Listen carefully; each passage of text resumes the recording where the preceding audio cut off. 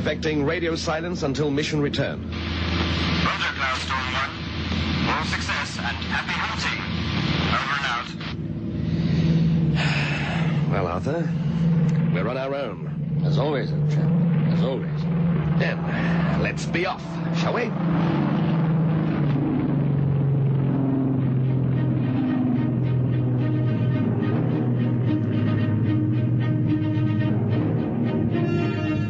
We present A Gentleman's Sport by Nicholas Radcliffe, starring Glyn Day and Mark Legwood.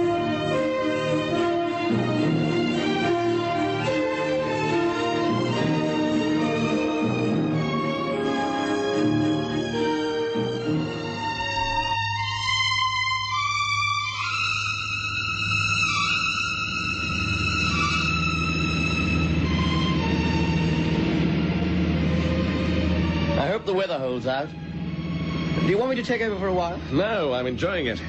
I'll let you take us home after we've dropped the load. What do we hit tonight? A little industrial town called Cussel. Weren't you at the briefing? Yes, but I fell asleep. I think it's a bit boring after a while. Who? The old man? Yes. Oh, he's a decent sort, but he does go on a bit. He's the best CEO we've ever had. You'd best be sure that he doesn't find you out. Find me out? What do you mean, Spencer? You don't exactly pay much attention at the briefings, do you, Arthur? A person would think that you're not very much interested in this war. I'm not. Who the hell in his right mind is? I am. Oh, sorry, I forgot. Anyway, the old man doesn't even notice me. As long as I'm flying as your co-pilot, he doesn't worry about me as much. Thinks the world of you, you know. No, I don't know. Of course you do. He's got a terribly soft spot for you. Well, maybe it's because he served with your father in the First War. That's got nothing to do with it. I'm sorry, Spencer. I didn't mean to upset you by mentioning your father in such a casual sense. He was a great pilot. He was the greatest pilot. Yes. You know, Spencer, I'm getting a little worried about you. Why?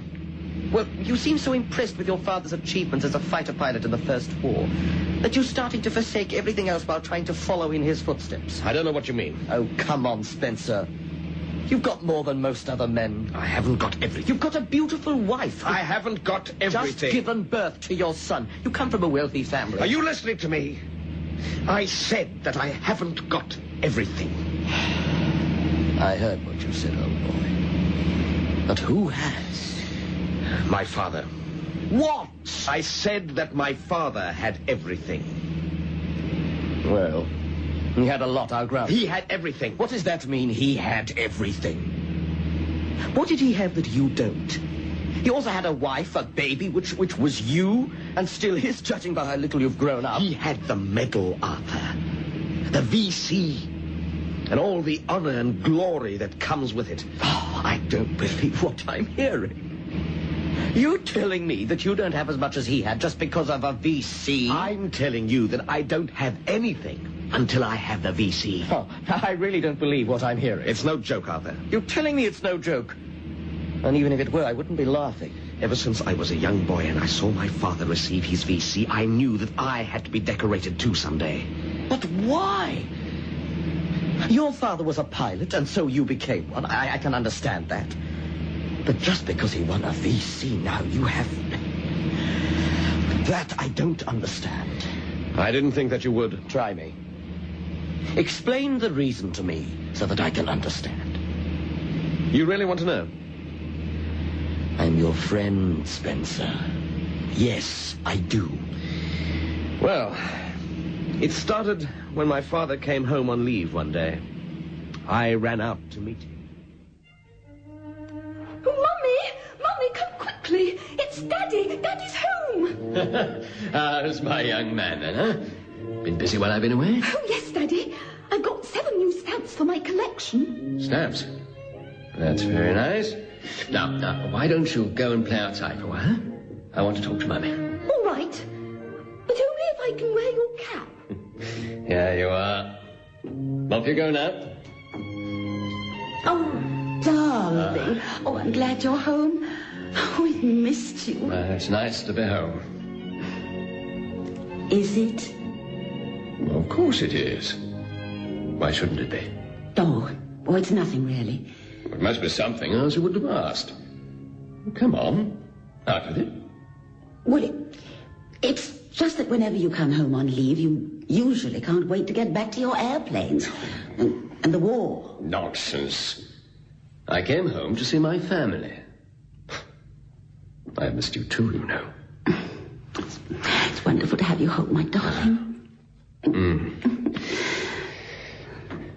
Now, tell me about these stamps that Spencer's been collecting. Well, it's just a hobby to pass the time when you're not here. He's been collecting them for months now. Yes? What of it? Well, it's not exactly the kind of hobby for a young man, no, is it? He's not a young man. He's a young boy. He's my son. Oh, I see. He should be collecting airplanes, should he? His father's a fighter pilot, and his son should be one too when he grows up, right? Not exactly. It's just that It's just that you do expect him to become just like you. Admit it. Oh, right, yes. He's my son, and yes, I do expect him to have a man's profession when he grows up. He's my son as well. I was standing near the door where I couldn't be seen and heard everything. I cried for nights long after that. I thought that my father didn't love me because I collected stamps. I decided to become like him so that he would love me again. That's ridiculous, Spencer. I made a fire in the garden, and one by one I threw my stamps into the flames. As they burned, I made a vow to become a great fighter pilot. And that night, I dreamed of burning stamps. Thousands of burning stamps flying all over the sky. When my father returned home on leave 3 months later, I had a new hobby. My room was filled with model aeroplanes. My father paid a lot more attention to me. He even helped me to plan the building of a new one. And while we were busy, he said, Now, isn't it better to be a pilot than to collect stamps, Spencer? Yes, it is, Daddy. I want to be just like you when I get big. That's my boy. After all, flying is a gentleman's sport. And you're a young gentleman, aren't you, Spencer? Yes, Daddy. He left after the weekend, full of pride for me as his son. I was happy. That night, I had the same dream of the burning stamps. Only this time, the stamps all joined together and became a burning airplane. The next day, my mother received the news of my father's death. He'd been shot down over France. She tried to hide it from me for a while, but I already knew. I didn't cry for him, but rather was filled with pride. What started as a forced interest became a real obsession. I knew what I wanted to become, and I knew what I had to achieve. Without it, I would have nothing. I'm sorry, Spencer. Don't be sorry, Arthur. It's what I wanted, and my father wanted. I never understood before. And although I understand now, I'm not sure that I can agree with the way you plan on achieving your glory. What do you mean? You're endangering your crew's lives, Spencer, with this death wish. It's not a death wish. Well, what would you call it then? Flying in at low levels to drop the bombs? Necessary. You always try to push it. Always go deeper than any other pilot into enemy territory to get information. I do my job. You do more than is asked, Spencer, old boy. What other plane has an X-47 camera attached permanently for aerial photography? I don't care about any other plane. You should. They're your boys, and you are their squadron leader. No, I do care. You're confusing me. I hope so. We've been lucky so far, but I think that your obsession is going to land us in trouble one day. We should be coming up to the target area soon. Shall I order the crew to stand by? No. We'll drop our particular load on the way back. On the way back from where? We're going further inland to do a little aerial photography. But those aren't our Those orders. are my orders. Spencer, I don't think that you... think, Arthur. I'll do all the thinking. You may be my friend, but I'm still the squadron leader. And you're still only my co-pilot, remember? Yes, Air Vice Marshal.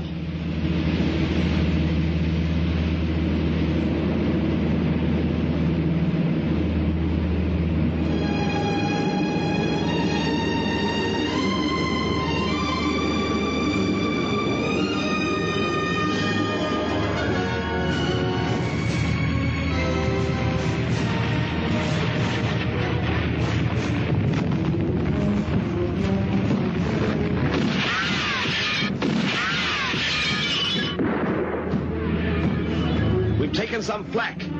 Check the crew.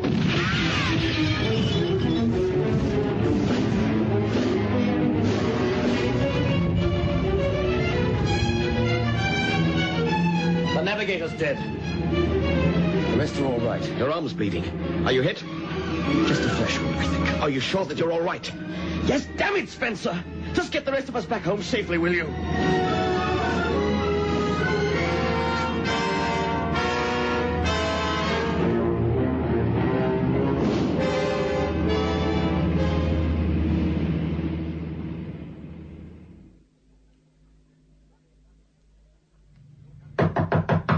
Come in. You wanted to see me, Wing Commander? Squadron Leader Spencer, yes. Sit down. Thank you, sir. Now then, I want to speak to you about a very delicate subject, but, well, it must be discussed. Well, I can't imagine what it could be, sir. You can't? You know what the men are saying about you, don't you, Spencer? No, sir. What's that? Well, they're saying that you're a jinx, a journer.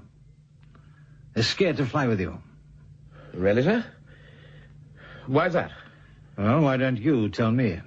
I don't know, sir. It's this bloody obsession of yours. Every time you return from a mission, you've got a plane load full of casualties. Yet I still return, sir. And one of those who don't? You've lost 2 planes shot down. Not to mention Jenkins, your navigator, dead. He was a good man. Yes, he was. And so are you, Spencer. You're the best squadron leader I've got. But damn reckless. You deliberately disobeyed orders on this last mission. If you'll forgive me, sir, I didn't disobey any orders. We bombed the target as ordered. But you didn't have any orders to proceed further inland to take any aerial photographs, did you? No, sir. But as a squadron leader, I exercised the right to use my discretion. Those photographs are an important piece of information. Well, I won't deny that, but the casualties could have been minimal if you hadn't flown on through to get that information. My squadron's casualty figures are no higher than any other squadron, sir. Maybe. But if you weren't so determined to succeed all the time, your figures would be much lower. I know what you're after, Spencer. I knew your father well. He was a very brave man. Brave, not a reckless one. He didn't go looking for recognition or glory. He did his job as best he could, and he was awarded the Victoria Cross because he did it so well.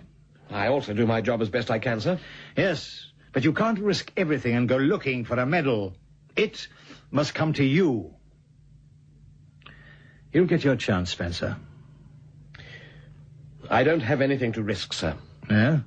What about your wife, your young son? They need you. I still don't have anything to risk until I have the medal.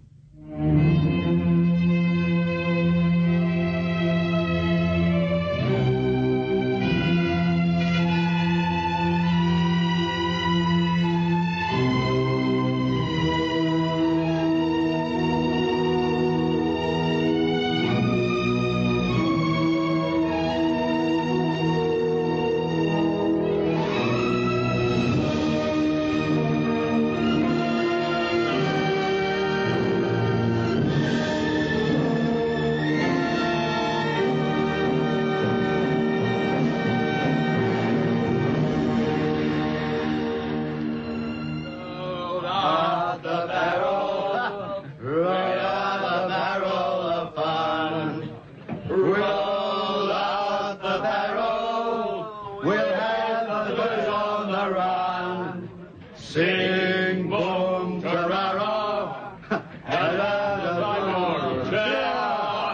navigate the road of Barrow, for the gang's all here. It's a long way to Tipperary. Hey, it's a long Spencer. way. Who? Captain Jinx himself. I'll bet 10 quid that the next navigator who flies with Spencer only lasts 1 week. Any takers? No, thanks. I don't want to lose. Have you heard about this new game that's being played? No. Tell us. Well, it's called Spencer's Roulette. We all draw straws, and the loser gets to become Spencer's new navigator. All right, whole lot. You can't conduct yourself properly, you can get out. Here you are, Spencer. Double scotch. Aren't you supposed to be in the hospital? You old chap. Can't stand the place. Oh, they gave me a couple of stitches and made me promise to take things easy for a while. How are you? Arthur, I'm sorry. Sorry about what? Getting you shot up. Losing Jenkins. Oh, it's part of your life, old chap. It's part of your war. I'm starting to accept it. My wife's leaving me, Arthur. What? Why? You two love each other. You've just had a baby. That's the reason. She says that she'd rather tell my son that I went away than to tell him that his dad died pursuing a childish dream. I'm sorry. Well, she's right, you know. I know she's right. What are you going to do?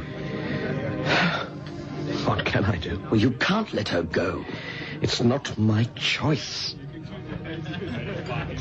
I owe her so much. I haven't given her anything. You heard those boys earlier. They're right, you know. I am jinxed. You're not jinxed. It's your search for honor and glory that is. I owe you all something. And I've got to find a way to make it up to all of you.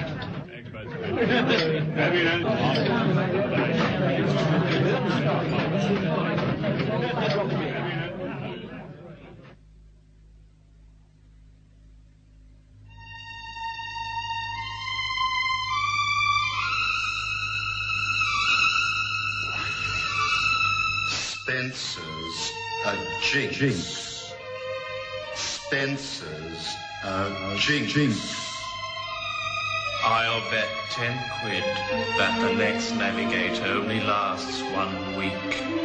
Any takers? No thanks. I don't want to lose. Have you heard about the new game that's being played? No. Tell us. It's called Spencer's Roulette.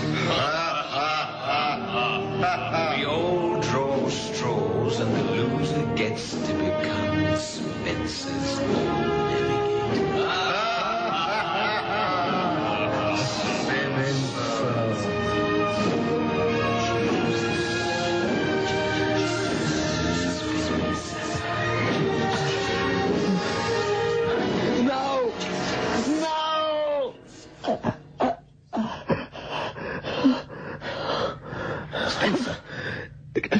Spencer, wake up. Are you all right? Yes, I'm all right. I was dreaming, Arthur. A nightmare by the sounds of it. Yes. A nightmare. What was it about? Pilots. Dead pilots. Some of the faces I remember, that the others were just skeletons. Jenkins was there, and they were laughing at me. They were all burning flames, and they were laughing at me. All right, well, you're all right now. What did you want, Arthur? Control just received a Mayday signal. What? It came from Tubby Johnson and his crew. Oh, some of the boys in our squadron. What happened? They were on a special mission over the French coastline and got shot out of the sky. They went on the drink. What? Somewhere in the middle of the channel. Oh, no.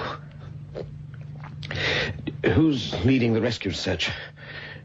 There is no rescue search, Spencer. What? What do you mean there's no rescue search? The chances of them still being alive are very small, and the weather makes it impossible. We must still try. Take a look at the weather, Spencer. The fog. It's like pea soup out there. It'll be almost impossible. Almost is not definitely. There's still a chance. Where are you going? To find my boys.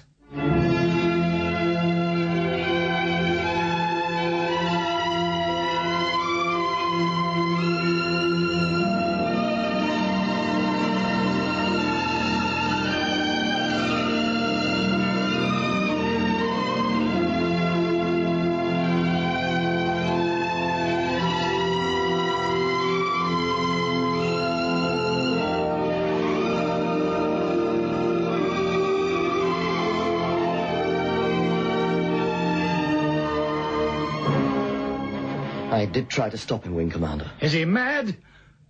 Must be mad, absolutely mad. Nobody can fly in this weather, not even Spencer.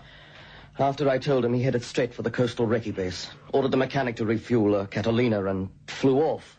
Was he alone? Yes. Only an idiot would try to take up a Catalina single-handed. You should have stopped him, Arthur. I tried, sir, but he is my senior officer. I couldn't do very much. Well, even if Johnson and his crew are still alive, how does Spencer expect to rescue them? Well, he's flown cats before. Obviously, he plans to land on the sea. That's impossible. The sea's far too rough.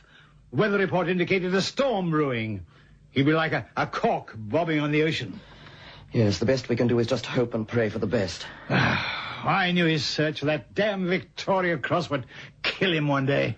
You know, sir, I don't believe that he's even thinking about it now. His main concern at this moment is for his men.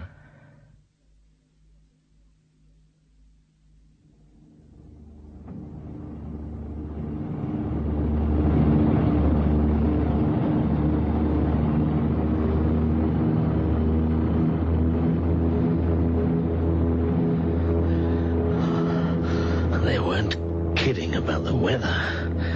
I'm flying blind in this fog. I'll have to take that chance and fly lower. I can't see anything from up here.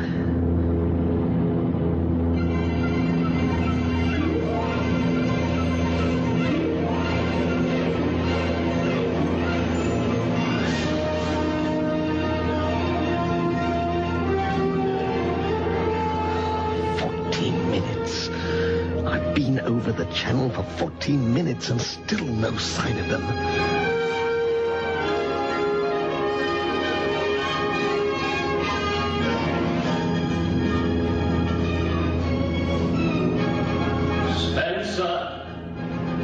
Spencer!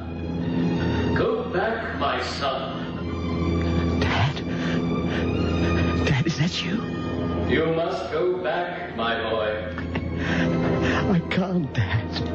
I must find them. It's too dangerous. You must go back. There will be another day for you to win the medal. Go back now. The medal? I didn't come here to find the medal. I came here to find my men. The medal, Spencer. The medal is all that matters. No, it's not. Oh, let the boy collect stamps if he wants to.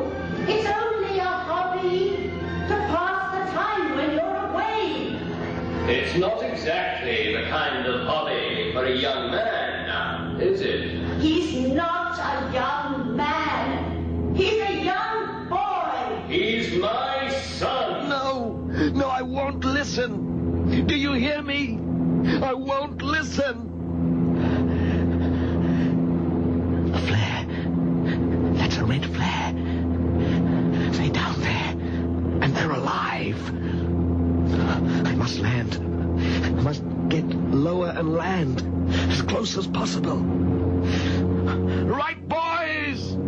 Here I come!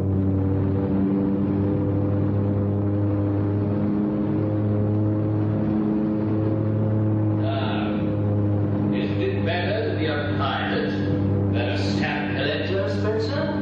Yes, it is, Daddy. I want to be just like you when I get big. That's my boy. After all, flying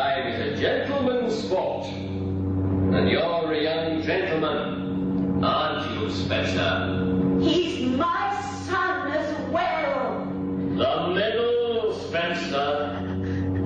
There'll be another day for the medal. I don't want the medal. I want my men back. Do you hear? And this time, I will get them back. I'll get them back home safely. The life craft. I can see the rubber life craft. Must land now.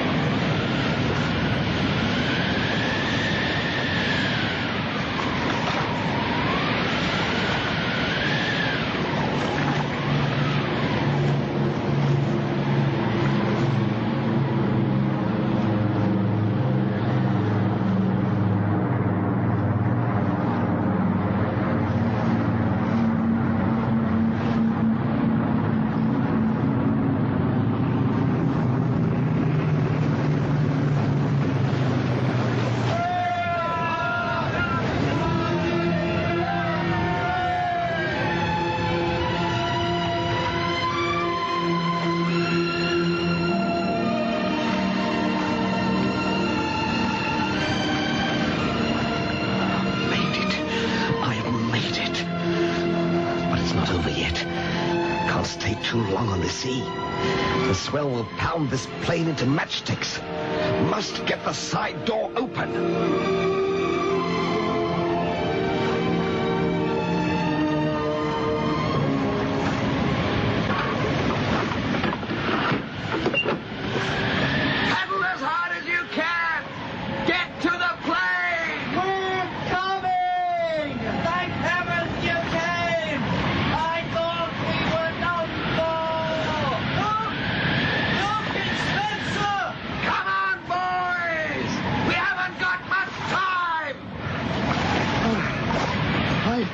I thought that I would be so happy to see you, sir. Close the door. You'll find blankets and scotch in the back. It'll warm you. Now, hold on. We are going home. You deserve a medal for this, sir.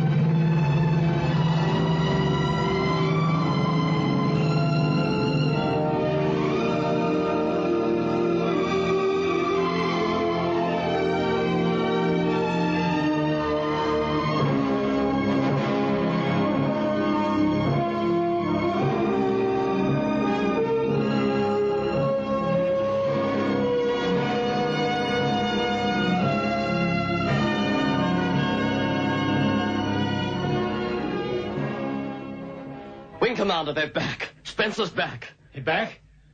Back? Did he get the crew? Yes, they're all back safely. Oh, he did it. He did it. The man's a marvel. Absolute marvel. Look, firstly, I want the crew taken into hospital, and then I want you to... That won't be necessary, sir. Oh? Why not? Well, after the plane landed, they all tumbled out at the back, merry as jesters, all singing, for he's a jolly good fellow.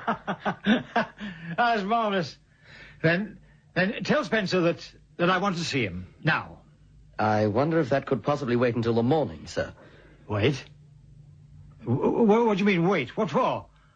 I want to congratulate him right now. Well, the truth is that he's gone home to his wife and baby, sir. Oh, damn cheek. Yes. Yes, of course, he's... but he's still in the RAF, you know. I know, sir. I mean, we can't have the pilots going home whenever they get the urge to, am I right? Quite right, sir. Yes, of course. What would become of the Air Force if everyone decided to do that, I ask you, huh? Yes, sir. When will he be back, do you think? Tomorrow, I think, sir. Oh, well, Yes, I suppose that's fair enough. But I want to see him first thing in the morning. You hear me, Arthur? Yes, sir. I'll tell him. Oh, and Arthur, when you see him, tell him from me, a damn fine piece of work. Yes, sir. And also tell him that he's done enough. Enough. He can now forget the dangerous dream of a blasted VC hanging from his chest. I don't have to tell him, sir. I'm sure he realizes that now.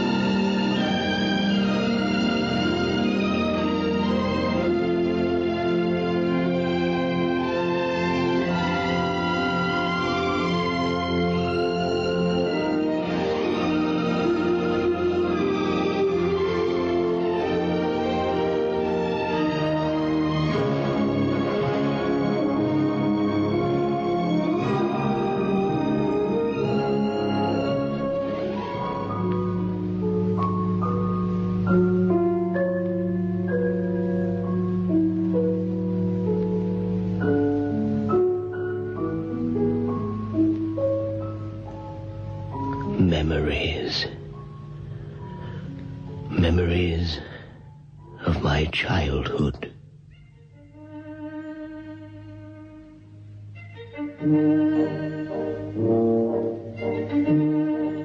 Now, tell me about these stamps that Spencer's been collecting.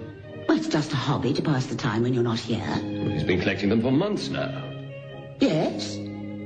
What of it? Well, it's not exactly the kind of hobby for a young man, no, is it? He's not a young man. He's a young boy. He's my son. Oh, I see. He should be collecting airplanes, should he? His father's a fighter pilot, and his son should be one too when he grows up, right? Not exactly. It's just that It's just that you do expect him to become just like you. Admit it. Oh, right, yes. He's my son, and yes, I do expect him to have a man's profession when he grows up. He's my son as well. Memories of my marriage. My wife's leaving me, Arthur. What? Why? You two love each other. You've just had a baby. That's the reason. She says that she'd rather tell my son that I went away than to tell him that his dad died pursuing a childish dream. I'm sorry. Well, she's right, you know. I know she's right. What are you going to do? What can I do? Well, you can't let her go. It's not my choice. I owe her so much. I haven't given her anything. You heard those boys earlier. They're right, you know. I am jinxed. You're not. Memories of a gentleman's sport. Pedal as hard as you can! Get to the plane! We're coming! Thank heavens you came! I thought we were done for! Look! It's Spencer! Come on, boys! We haven't got much time! I never thought that I would be so happy to see you, sir. Close the door! You'll find blankets and scotch in the back. It'll warm you.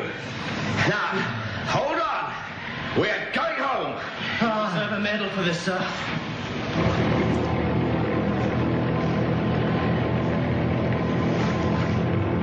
On my return that night, I settled a lot of debts.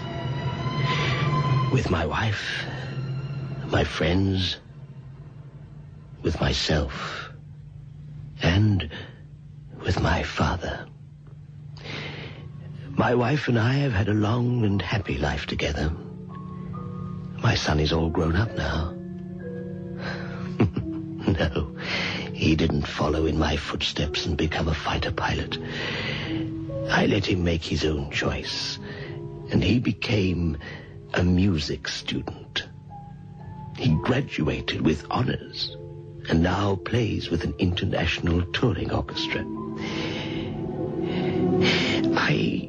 I think about the early years quite often these days. I have the time, you see. Apart from my stamp collection, there's nothing much to keep me very busy.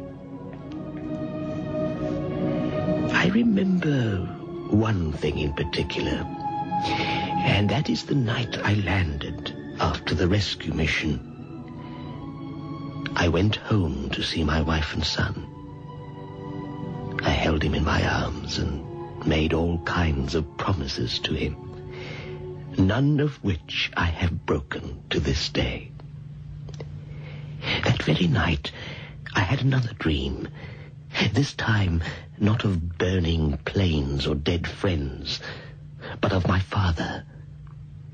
I was flying in a cloudless sky, and all of a sudden, I got the feeling that I was being followed. I looked to my right, and there he was, in his old biplane, his wing almost touching mine. He looked over to me, smiling lovingly. He gave me a thumbs-up sign, and then he did a victory roll and was gone. But before he disappeared, I noticed the medal on his chest, shining brightly. In my dream, I looked at the medal on my chest, and it was shining as brightly as his did.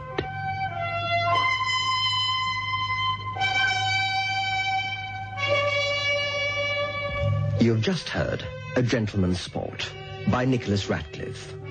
Glenday as Spencer, Mark Legwood, Arthur, and Ken Taylor, the Wing Commander. Supporting cast: John Dennison, Elizabeth Williams, Roland Stafford, Linda Delport, David Butler, David Thomas, and Michael Blaze. Sound effects: Eckhard Barr. Audio recording: Alan Raby. Directed by Andre Watner.